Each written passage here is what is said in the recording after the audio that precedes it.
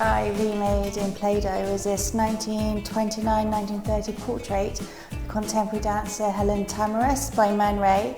I'd been working in a museum in an exhibition, and it was one of the key images from the Manó exhibition because it seemed so contemporary, even though it was made decades ago. It seemed like it could have been made yesterday, and I was very struck with that image. I loved it so much that it was the first one that I chose to recreate in Play-Doh. But the project didn't start intentionally.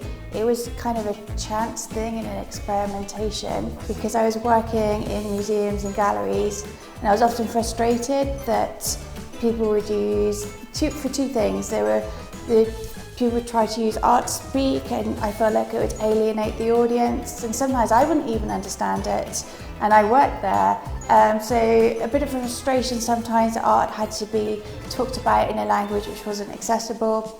Then at the same time I was aware that everybody was getting on their phones and they were scrolling through Instagram and they weren't really looking at photographs. We were looking and consuming so many images every day. We weren't stopping to think, what is in this image, who took it, why is it important? So part of the reason the project started was I thought, well, if I make these out of Play-Doh, make the quirky, bright Play-Doh, maybe people stop to read the caption. And the project has continued to evolve and change. The reason I used Play-Doh was partly because it happened by chance, but also I like the idea of something really accessible. So many people across the world know Play-Doh, it's familiar, the smell, the texture. So something, looking at these images kind of takes them back to kind of this child. They can relate to them. And the images are fairly clumsy, I admit. They're not fine art, but it makes it more approachable and more accessible, like a doorway for people to go in and then discover the real photographs, the originals, so kind of an entry point. I think there's a dialogue between the original photograph and the photograph that I make. It's like I take the essential bits, I take the things that I think are interesting.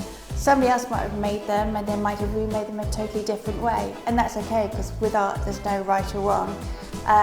But I feel like almost I've tried to take the most important bits of the photograph and take them into my image. An interesting story is this one here, Charles, by Alex Soth. The gentleman in the picture sent me an email to say what a funny old world. I was in Alex's photograph and I've been remade in Play-Doh twice. He actually made that one twice. So it's interesting to me how the images have found their way into the world and their journey, and kind of all the countries I know people who see the project.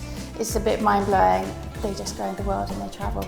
I think everybody can kind of enjoy the exhibition in their own way because part of the project is photography is for everyone, art is for everyone. I don't want to be prescriptive, you must see this and you must do this, but there's some great captions which introduce the photographer and sometimes the image as well in a really short space.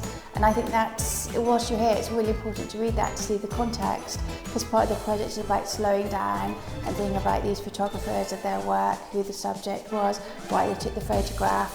And I think these little captions really help with that. So enjoy the images and have fun with it, think about what your favourites were, but also it's a great way to kind of learn a very quick overview of photographic history.